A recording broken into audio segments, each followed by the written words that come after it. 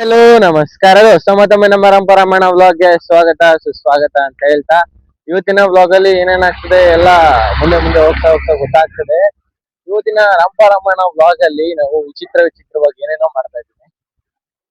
ನೀವು ಓದ್ ವಿಡಿಯೋದಲ್ಲಿ ನೋಡಿದೀರಾ ನನ್ನ ಮೈಕ್ ಬಂತು, ಸೊ ಆ ಮೈಕ್ ಹಾಕೊಂಡು ಇವತ್ತು ವ್ಲಾಗ್ ಮಾಡ್ತಾ ಇರೋದು. ಇಲ್ಲಿದೆ ಹೋಗ್ತಾ ಇದ್ದೀನಿ, ಸುಮ್ಮನೆ ಹೋಗ್ತಾ ಇದ್ದೀನಿ ಕಾಲೇಜ್ಗೆ. ಆಕ್ಚುಲಿ ಕಾಲೇಜ್ ಟೈಮಿಂಗ್ಸ್ ಏನಂತ ಅಂದ್ರೆ, ಮೊದ್ಲು ನಾನು PG ಅಲ್ಲಿ ಇದ್ದಾಗ 8:50ಕ್ಕೆ ಎದ್ದೇಳ್ತಿದ್ದೆ, 15 ನಿಮಿಷ ರೆಡಿ ಆಗ್ತಿದ್ದೆ, 9 ಗಂಟೆ ಕಾಲೇಜ್, 9:05ಕ್ಕೆ ಹೋಗ್ತಿದ್ದೆ. ಪ್ರತಿದಿನ ಲೇಟೇ ಹೋಗ್ತಾ ಇದ್ದಿದ್ದು.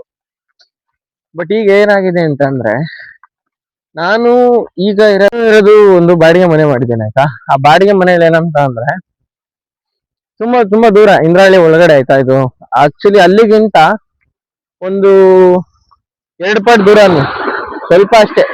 ಸ್ವಲ್ಪ ಅಷ್ಟೇ ದೂರ. ಸೊ ಅಲ್ಲಿಂದ ಇಲ್ಲಿ ತನಕ ನಡ್ಕೊಂಡು ಹೋಗ್ಬೇಕಲ್ಲ ಕಾಲೇಜ್ ತನಕ, ತುಂಬಾ ದೂರ ಆಗ್ತದೆ. ಸಿಕ್ಕಾಪಟ್ಟೆ ದೂರ ಅನ್ನೋ ಫೀಲಿಂಗ್ ಬರ್ತದೆ ನನಗೆ. ಸೊ ಅದಕ್ಕೆ ನಾನು 30 ನಿಮಿಷ ಮೊದ್ಲೇ ಬಿಡಬೇಕು ಕಾಲೇಜ್ನ. 30 ನಿಮಿಷ, ಅರ್ಧ ಗಂಟೆ ಮುಂಚೆನೆ ಬಿಡಬೇಕು. ಅರ್ಧ ಗಂಟೆ ಮುಂಚೆನೆ ಬಿಡ್ಬೇಕು ಮನೇನ. ಕಾಲೇಜ್ ಅಂತ ಇದ್ದೀನಿ, ಮನೆ ಬಿಟ್ರೆ ಕರೆಕ್ಟ್ ಕಾಲೇಜ್ಗೆ 9 ಗಂಟೆಗೆ ಹೋಗಿರ್ತೀನಿ. ಟೈಮ್ ಆಗ್ತಿದೆ, ಹೋಗಿಲ್ಲ, ನೋಡ್ಬೇಕು ಏನ್ ಮಾಡ್ದಂತ. ಹೋಗೋಣ, ಲೆಟ್ಸ್ ಗೋ. ಈಗ ಕ್ರೆಡಿಟ್ ವಿಷಯಕ್ಕೆ ಬರೋಣ. ಕ್ರೆಡಿಟ್ ಅಂತಂದ್ರೆ ಕ್ರೆಡಿಟ್ ಕಾರ್ಡ್ ಅಲ್ಲ. ಈಗ ಒಂದು ರಾಜಕಾರಣಿ ಇರ್ತಾರೆ ಅಂತ ಅನ್ಕೊಳ್ಳಿ. ಆ ರಾಜಕಾರಣಿ ಏನ್ ಮಾಡ್ತಾರೆ, ಇಷ್ಟಿಷ್ಟು ಇದಕ್ಕೆ ಒಂದು ಪ್ಲೇಸ್ ರೆಡಿ ಆಗ್ಬೇಕಾಗಿರುತ್ತೆ. ಈಗ ಎಕ್ಸಾಂಪಲ್ ಒಂದು ರೋಡ್ ರೆಡಿ ಆಗ್ಬೇಕಾಗಿರುತ್ತೆ. ಆ ರೋಡು ಏನ್ ಮಾಡ್ತಾರೆ ಅಂತ ಅಂದ್ರೆ, ಇಷ್ಟಿಷ್ಟು ವರ್ಕರ್ಸ್ಗೆ ಎಲ್ಲ ರಾಜಕಾರಣಿನೇ ಮಾಡಿ ಹೇಳ್ಸಲ್ಲ. ಒಬ್ಬರು ಟೆಂಡರ್ ಕರೀತಾರೆ, ಟೆಂಡರ್ ಇಂದ ಕೊಟ್ಟು ಮೇಸ್ತ್ರಿ ಕರೀತಾರೆ, ಮೇಸ್ತ್ರಿಯಿಂದ ಅವರು ಇವರೆಲ್ಲ ಇರ್ತಾರೆ, ಅವರೆಲ್ಲ ಕರೀತಾರೆ. ಬಟ್ ಇದೆಲ್ಲ ಕ್ರೆಡಿಟ್ ಯಾರಿಗ ಹೋಗ್ತದೆ? ಫೈನಲಿ ರಾಜಕಾರಣಿಗೆ ಹೋಗ್ತದೆ. ಬಟ್ ವಿಷಯ ಏನಂತ ಅಂದ್ರೆ, ಇಷ್ಟೆಲ್ಲ ಕ್ರೆಡಿಟ್ ಯಾರಿಗ ಹೋಗ್ಬೇಕಿತ್ತಂತ ಅಂದ್ರೆ, ಕಷ್ಟಪಟ್ಟು ಕೆಲಸ ಮಾಡಿರ್ತಾರಲ್ಲ ಅವ್ರಿಗೆ ಹೋಗ್ಬೇಕು. ಯಾಕಂತಂದ್ರೆ ಈ ರಾಜಕಾರಣಿಗಳು ಏನ್ ಮಾಡ್ತಾರ ಅಂತಂದ್ರೆ, ಈಗ ಸರ್ಕಾರದಿಂದ 100 ರೂಪಾಯಿ ಕೊಟ್ರೆ 20 ರೂಪಾಯಿ ಕೆಲಸ ಮಾಡಿ 80 ರೂಪಾಯಿ ಹೊಟ್ಟೆಗೆ ಹಾಕೊಂತಾರೆ. ಸೊ ಅದಕ್ಕೆ ನಾನು ಈ ರಾಜಕೀಯ ಅನ್ನೋದು ಸ್ವಲ್ಪ ಕಮ್ಮಿ ಗೈಸ್. ಅಂದ್ರೆ ಅಷ್ಟಕ್ಕಷ್ಟು ನಂಬಲ್ಲ. ನಿಂತ್ರೆ ನಾನೇ ನಿಂತ್ಕೊಂತೀನಿ, ಸೈನ್ ಮಾಡಕ್ ಕೊಡ್ತೀನಿ, ಬಟ್ ನಾನು ನಿಲ್ಲಕ್ ಆಸೆ ಇಲ್ಲ. ಸೊ ನೋಡೋಣ ಏನಾಗುತ್ತೆ. ಬೆಸ್ಟ್ ಕ್ಯಾಂಡಿಡೇಟ್ ಹುಡ್ಕೋದು ನಮಗಿರೋ ಇದು ಸವಾಲ್. ಬನ್ನಿ ಹೋಗೋಣ.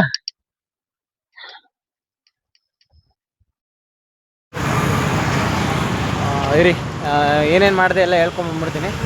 ಕಾಲೇಜ್ಗೆ ಹೋದೆ, ಕಾಲೇಜ್ ಮುಗೀತು. ನನಗೆ 3rd ಪೀರಿಯಡ್ ಇದೆ ಅಂತಲೇ ಗೊತ್ತಿಲ್ಲ. 3rd ಪೀರಿಯಡ್ ಇಂಗ್ಲೀಷ್ ಅಂತೆ. 3 ಗಂಟೆಯಿಂದ 4 ಗಂಟೆ ತನಕ ಇಂಗ್ಲೀಷ್ ಇತ್ತಂತೆ. ಇಂಗ್ಲೀಷ್ ಆದಮೇಲೆ ಎಫ್ ಸಿ ನಾನು ಹೆಂಗಿದ್ರು ಹೋಗಲ್ಲ, ಅದು ಅಟೆಂಡೆನ್ಸ್ ಶಾರ್ಟೇಜು, ಹೆಂಗಿದ್ರು ಫೈನ್ ಕಟ್ಟಬೇಕು. ಸೊ ಇಂಗ್ಲೀಷ್ ಒಂದೇ ಒಂದು ಬಾಕಿ. ನಾನು ಯಾರೂ ಇರಲಿಲ್ಲ ಆ್ಯಕ್ಚುಲಿ. ಸೊ ಅದಕ್ಕೆ ಏನು ಮಾಡಬೇಕು ಅಂತ ಗೊತ್ತಾಗಿಲ್ಲ. ಸೊ ಇಂಗ್ಲೀಷ್ ಇದೆ ಅಂತಲೇ ಗೊತ್ತಿಲ್ಲ. ಆಮೇಲೆ ಕಾಲ್ ಮಾಡಿದ್ರೆ ಯಾರೂ ಪಿಕ್ ಮಾಡ್ತಾಯಿಲ್ಲ. ಆಚೆ ವೆಯ್ಟ್ ಮಾಡ್ತಾ ಇದ್ದೆ, ಯಾರಾದರೂ ಬರ್ತಾರೆ ಅಂತ. ಅಷ್ಟರಲ್ಲಿ 3 ಗಂಟೆ ಆಯಿತು, 3 ಹೊತ್ತಾಯಿತು. ಕ್ಲಾಸ್ ಇಲ್ಲ ಅಂದ್ಕೊಂಡು ನಾನೇ ಸುಮ್ಮನೆ ಆಗೋದೆ. ಇಂಗ್ಲೀಷ್ ಕ್ಲಾಸ್ ಇತ್ತು, ಸೊ ಹೋಗಿಲ್ಲ, ಮಿಸ್ ಮಾಡಿಕೊಂಡೆ. ಅದೊಂದು ವಿಚಾರ ಅಂತ ಅಂದರೆ, ಈಗ ಪ್ರೆಸೆಂಟ್ ಏನಾಗ್ತಿದೆ ಅಂತಂದರೆ, ಈಗ ಒಂದು ಪರ್ಟಿಕ್ಯುಲರ್ ಇನ್ಕಮ್ನ ಜನ್ರೇಟ್ ಮಾಡೋದು ಎಲ್ಲಿ ಅಂತ ಅಂದರೆ, ದಿನಕ್ಕೆ 1500 1,500 ರೂಪಾಯಿ ಆರಾಮ್ ದುಡಿಯೋದಂದರೆ ಸ್ವಿಗ್ಗಿ, ಝೊಮ್ಯಾಟೊ, ಡಾಮಿನೋಸ್ಗಳಲ್ಲಿ ಆರಾಮ್ ದುಡಿತಾರೆ. ಸೊ ಅದಕ್ಕೆ ಈಗ ಆಲ್ಮೋಸ್ಟ್ ಅಲ್ಲಿ ಯಾರ್ಯಾರು ದುಡಿಬೇಕು ಅಂತ ಆಸೆ ಇರೋರೆಲ್ಲ ಈಗ ಸ್ವಿಗ್ಗಿ, ಝೊಮ್ಯಾಟೊ, ಅದು ಇದು ಡೆಲಿವರಿ ಜಾಬ್ನ ಆರಾಮ್ ಎಲ್ಲ ಕಂಪ್ಲೀಟ್ ಮಾಡ್ತಾ ಇದ್ದಾರೆ. ನೀವು ನೋಡಿದ್ರೆ ಉಡುಪಿಲಿ ನೋಡೋದಾದರೆ ಎಲ್ಲ ಕಡೆ Swiggy Zomato, Domino's, Swiggy Zomato, ಆ ಥರ ಎಲ್ಲರೂ ಮಾಡ್ಕೊಂಡು ಬಂದಿದ್ದಾರೆ.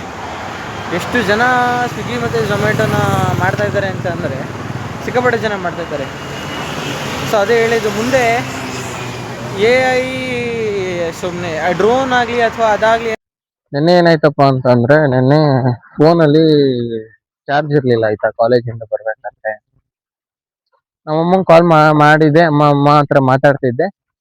ಸೊ ಮಾತಾಡ್ತಾನೆ ಕಟ್ ಆಗೋಯ್ತು. ಸೊ ಅದಕ್ಕೆ ಇವತ್ತು ವ್ಲಾಗ್ ಎಂಡ್ ಮಾಡೋಣ ಅಂತ ಎಂಡ್ ಮಾಡ್ತಾ ಇದ್ದೀನಿ. ಹೋಗೋಣ ಬನ್ನಿ. ಈಗ ಮತ್ತೆ ಕಾಲೇಜ್ಗೆ ಹೋಗ್ಬೇಕು. ಈಗ ಹೆಂಗಾಗ್ಬಿಟ್ಟೈತೆ ಅಂತ ಲೈಫು. ಈಗ ಸ್ವಲ್ಪ ದಿನ ಅಷ್ಟೇ.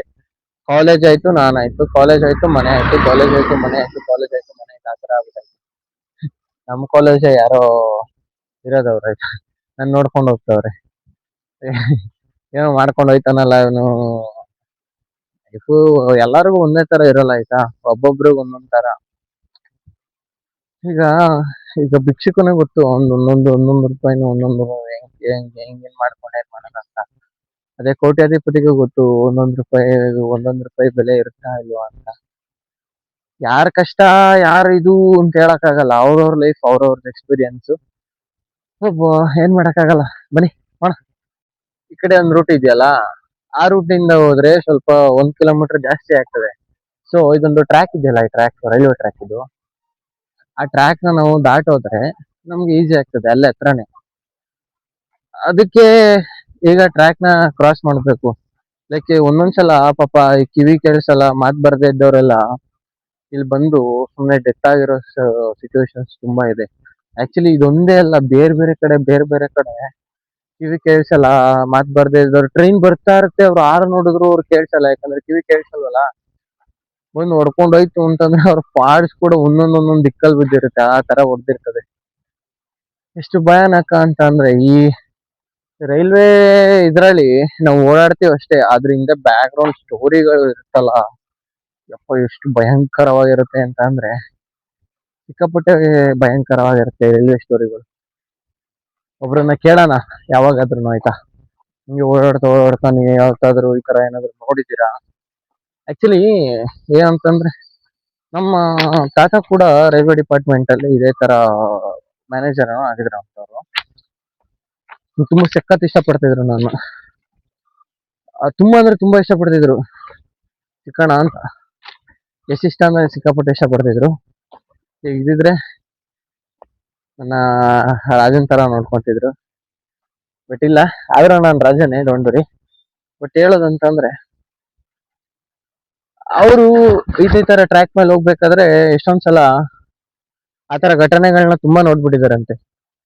ಏನಾಗ್ತದೆ ಈಗ, ಲೈಕ್ ಹೆಂಗಂತಂದ್ರೆ, ಒಬ್ರು ಹೋಗ್ತಾ ಇರ್ತಾರೆ. ನಮ್ಮಮ್ಮ ಅಮ್ಮನ ಫ್ರೆಂಡ್ ಕೂಡ ಒಬ್ರು ಹಾಗೇನೆ, ಅವ್ರಿಗೆ ಕಿವಿ ಕೇಳಿಸಲ್ಲ, ಅವ್ರು ಟ್ರ್ಯಾಕ್ ದಾಟ್ತಾ ಇದ್ರಂತೆ. ಅವ್ರು 5th ಇರ್ಬೇಕಾದ್ರೆ ಅವ್ರ ಫ್ರೆಂಡ್ ಸಹ ಅದೇ ಕ್ಲಾಸ್, ಅವ್ರು ಹಿಂದೆ ನೋಡಿಲ್ಲ, ಬಂದು ಹೊಡ್ಕೊಂಡು ಹೊರಟೋಗ್ತಂತೆ. ಸೊ ಅದಕ್ಕೆ ಹೇಳೋದು, ಹುಷಾರಾಗಿರ್ಬೇಕು. ಈ ದೇವ್ರು ಕಿವಿ ಕೇಳಿಸಲ್ಲ, ಮಾತ್ ಬರ್ದಿದ್ದವ್ರಿಗೆಲ್ಲ ಈ ತರದೆಲ್ಲ ಮಾಡ್ಬಿಟ್ರೆ ಸಿಕ್ಕಾಪಟ್ಟೆ ಕಷ್ಟ ಆಗೋಗುತ್ತಲ್ಲ, ಸಿಕ್ಕಾಪಟ್ಟೆ ಕಷ್ಟ ಆಗೋಗುತ್ತೆ. ಬನ್ನಿ ಹೋಗೋಣ.